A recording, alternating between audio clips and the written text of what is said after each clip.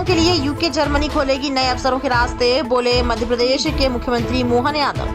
नमस्कार, स्वागत है आपका KAN न्यूज में। आपके साथ मैं हूं सना खान। मध्य प्रदेश के मुख्यमंत्री मोहन यादव इन दिनों विदेश दौरे पर हैं। इसी के तहत मुख्यमंत्री मोहन यादव ने अपनी जर्मनी और यूके यात्रा को लेकर कहा कि इस यात्रा का उद्देश्य मध्य प्रदेश में राज्य के युवाओं के लिए निवेश के नए अवसरों का निर्माण करना है। उन्होंने कहा कि यात्रा का उद्देश्य राज्य के युवाओं के रोजगार, उद्योगीकरण और मध्य प्रदेश को देश और दुनिया के सामने एक मजबूत आर्थिक शक्ति के रूप में स्थापित करना है।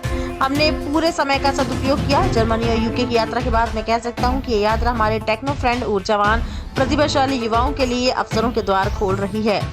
मुख्यमंत्री यादव शुक्रवार को म्यूनिख में अपने औद्योगिक प्रयोजन संबंधी यात्रा के अंतिम दिन स्थानीय मीडिया से चर्चा कर रहे थे। उन्होंने कहा कि इस यात्रा के लिए किए गए प्रयासों से उन्हें न केवल सफलता मिली बल्कि समझने और सीखने का भी अवसर मिला। उन्होंने यात्रा के दौरान हर पल और कार्यक्रम को सफल बनाने के लिए अपनी टीम के सदस्यों और प्रदेशवासियों को बधाई दी।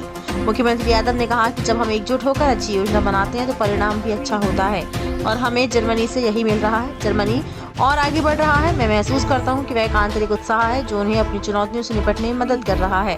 जर्मनी अपनी तकनीक को अन्य देशों के साथ साझा करने और भविष्य की यात्रा में उसका विश्वास बनाने की दिशा में अग्रसर है। ऐसे कई प्रस्ताव हमको मिले जिस सदर्भ मध्य प्रदेश को इसी भरोसे से आगे बढ़ने का मौका मिल रहा है और प्रत्येक सेक्टर में जिसमें हम आगे बढ़ने की बात सोचते हैं, एग्रीकल्चर का हो, हमारा AI का हो, हेल्थ का हो, एजुकेशन का हो, नई टेक्नोलॉजी का हो, हेवी इंडस्ट्री का हो, सभी सेक्टर में अच्छा रिस्पॉन्स।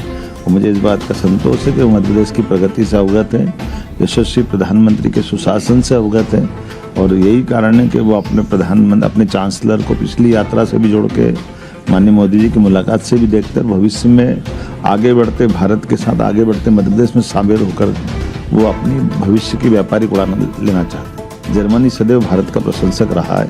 हमारी साझा विरासत बहुत गौरवशाली रही है। हमारे वेदों को दुनिया से परिचित कराने वाला अगर कोई देश है तो ये जर्मनी है, जिसमें मैक्स मुलर साहब ने कई साल पहले हमारे इस वेदों का अनुवाद करके दुनिया को वेद के उस ज्ञान से परिचय कराया है, संस्कृत के ज्ञान से परिचय कराया है। साझा संस्कृति में हमारी जर्मनी से सदैव संबंध हमारे बहुत अतीत के काल से बहुत अच्छे हैं। अगर जर्मन भाषा का व्याकरण, जर्मन भाषा का अतीत का इतिहास हम देखते हैं तो कोई बहुत भाषा ऐसी है जो संस्कृत के नज़दीक है, लेकिन मैं गारंटी से कह सकता हूँ जर्मन भाषा सबसे ज़्यादा नज़दीक इसकी है तो संस्कृत से नज़दीक है।